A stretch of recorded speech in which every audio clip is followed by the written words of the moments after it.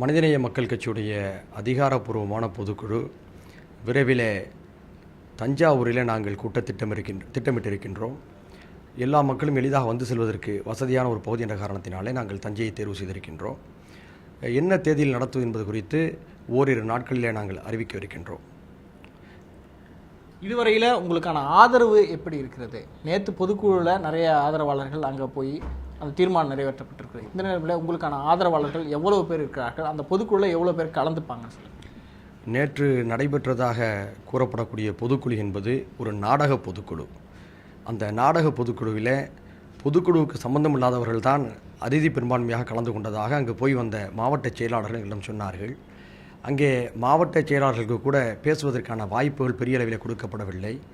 ஓரிருவர் அங்கே பேசியிருக்கிறார்கள். அவர்கள் எங்களுடைய நியாயத்தை பேசுகின்ற பொழுது அங்கே இருந்த ஒரு கூட்டம் ஓவென்று சத்தத்தை எழுப்பி அவர்களை பேச விடாமல் அவர்களுக்கு தொந்தரவு செய்யக்கூடிய வேலைகளும் செய்திருக்கிறார்கள். இதெல்லாம் மற்ற சில மாவட்ட செயலாளர்கள் கூட பயந்து கொண்டு உண்மையை பேச முடியாமல் திரும்பியிருக்கிறார்கள். மொத்தத்தில் நேற்று மனிதநேய மக்கள் கட்சியுடைய நாடக பொதுக்குழு ஒன்று நடத்தப்பட்டு அதில் ஜனநாயக படுகொலை நிகழ்த்தப்பட்டிருக்கிறது. இந்த அநீதிக்கு எதிராக நேற்று அங்கு போயிருந்த உண்மையான பொதுக்குழு உறுப்பினர்கள் மனம் விரும்பி தங்கள் ஊருக்கு சென்று சேர்ந்த பிறகு என்னை தொடர்பு கொண்டார்கள். இந்த அநீதியை நாங்கள் ஏற்றுக்கொள்ளவில்லை, எனவே எங்களுடைய கிளைக்கழகங்களின் சார்பில் நாங்கள் தீர்மானங்களை போட்டுக்கொண்டிருக்கிறோம் என்று சொன்னார்கள். இன்று தமிழ்நாட்டில் மனிதநேய மக்கள் கட்சி இருக்கக்கூடிய முகாம்களில் அறுதி பெரும்பான்மையான கிளைகளில் எனக்கு எதிராக நடவடிக்கை எடுத்ததாக சொன்ன ஜவாஹர்லால் அவர்களையும் அந்த நாடக பொதுக்குழுவையும் கண்டித்து தீர்மானங்களை நிறைவேற்றி கொண்டிருக்கிறார்கள்.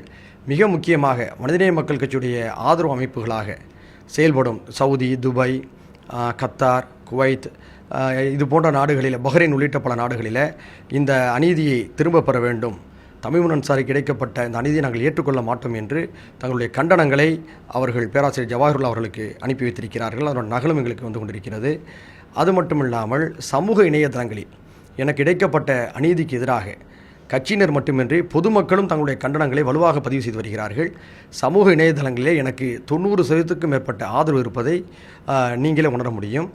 அது மட்டுமில்லாமல் தொடர்ந்து அவர்கள் திரும்ப தாங்கள் தான் சரியான பொதுக்குழுவை கூட்டியதாக சொல்கிறார்கள். அதிகாரப்பூர்வமான கட்சியுடைய மினிட் புத்தகம் இங்கே இருக்கிறது. இந்த மினிட் புத்தகத்தில் கடந்த 10 மாதமாக கட்சி பொதுச் செயலாளராகிய என்னுடைய தலைமையில் தான் செயல்பட்டு வந்திருப்பதற்கு ஆதாரம் இருக்கிறது.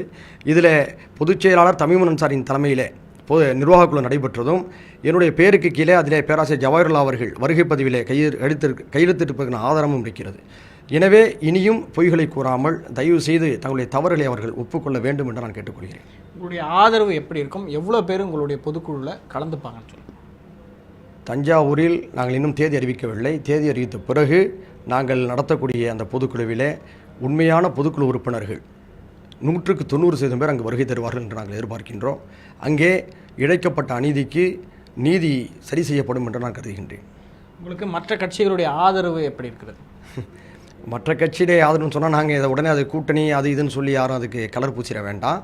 பொதுவாகவே எனக்கு நடத்தப்பட்ட இந்த அநீதியை கண்டித்து பல்வேறு கட்சி தலைவர்கள் தங்களுடைய உள்ளரங்க நிகழ்வுகளில் வாதித்திருப்பதாக நான் அறிந்தேன். பல தலைவர்கள் என்னை தொடர்பு கொண்டு ஆறுதல் சொன்னார்கள். அவர்களுடைய நோக்கம் இது போன்ற வளர்ந்து வரக்கூடிய ஒரு இளைஞருக்கு ஒரு அநீதி இழைக்கப்பட்டிருக்கின்ற ஒரு பரிதாபமான ஒரு பார்வையிலே அவர்கள் எங்களுடைய ஆறுதலை அவர்கள் நண்பர்கள் மூலமாக தெரிவித்திருக்கிறார்கள். அவர்களுக்கெல்லாம் நான் நன்றியை தெரிவித்துக் கொள்கிறேன். அது மட்டுமல்லாமல் பல்வேறு சமூகங்களைச் சார்ந்த தலைவர்கள், தூண்டி இயக்கங்களைச் சார்ந்தவர்களும் என்னை தொடர்பு கொண்டு, பல பத்திரிகையாளர்களும் தொடர்பு கொண்டு எனக்கு ஆறுதலை தெரிவித்திருக்கிறார்கள். இந்த ஆதரவு இவை யாவும் எனக்கு மிகப்பெரிய ஆறுதலை தந்து கொண்டிருக்கின்றது.